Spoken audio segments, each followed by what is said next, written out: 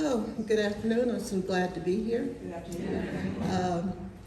Unlike the previous speakers, I have been in New Jersey ever since the age of 3.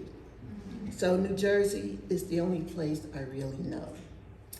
My parents were from North Carolina and then Virginia. They left the South to come to Washington, D.C. My father was employed by the CCC, which is the Civilian Conservation Corps, and they went around the country basically renovating or tending to the national parks. One of the jobs he held in DC was with the Treasury Department, and it involved him burning money. The money that was no longer in circulation. He was in the department that had to burn it. So once they left DC, they came to New Jersey, and we settled in Belleville. People ask how we got to Belleville, New Jersey. I don't know, but we ended up in Belleville, New Jersey. My father had a job there. I was educated in Belleville public schools from kindergarten all the way through high school. It was an interesting experience because in all my educational life, I was always the only Black child in every one of my classes. But I must say, I grew up in an Italian neighborhood called Silver Lake. It's a different area of Belleville. And it was a very welcoming area of Belleville. They actually had what they called a friendly house, where the mothers of the different families got together and they shared the cooking, the sewing, the crocheting, and they were Polish, Italians, and a few Black families. And I found my neighbors that I grew up with very, very embracing. We actually lived in a house that had been converted for 2 families. Well, 4 families actually. The 2 families on the bottom floor were white, and the 2 families on the top floor were Black. So we grew up in this neighborhood, even though the school was not as welcoming as the students I went to school with. So that was my beginning of being interested in education, because I had never had a Black teacher. So when I went to Montclair University and they sent me to various suburban areas to teach art, I turned them down and went to Newark because I wanted the students to see a Black teacher that I never had the opportunity to see. After spending, I think, about 10 to 15 years teaching at Weequahic High School, because when we moved from Belleville, we moved to the Weequahic area in Newark. Totally different from Belleville, because instead of being an all Italian neighborhood, it was an all Jewish neighborhood. So it was quite a difference. And Weequahic at that time was the #1 high school in the nation when it came to education. We had some very well-known, graduates from the high school. I think Philip Roth, Jerry Lewis.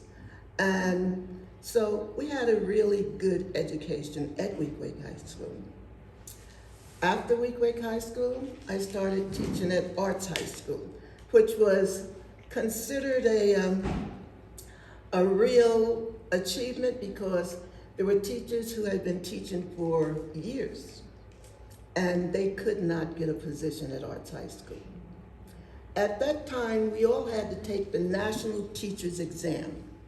And according to your grading on the teacher's exam, you were supposed to have the choice of what school you wanted to be at. Well, I came in #2 at the National Teacher Exam. But instead of being put at Weequahic, I was sent to Avon Adams School. which was all right, because after 4 years, I did get into Wheatbreak High School, and from there into Arts High School. And Arts High School has always been the perfect educational opportunity.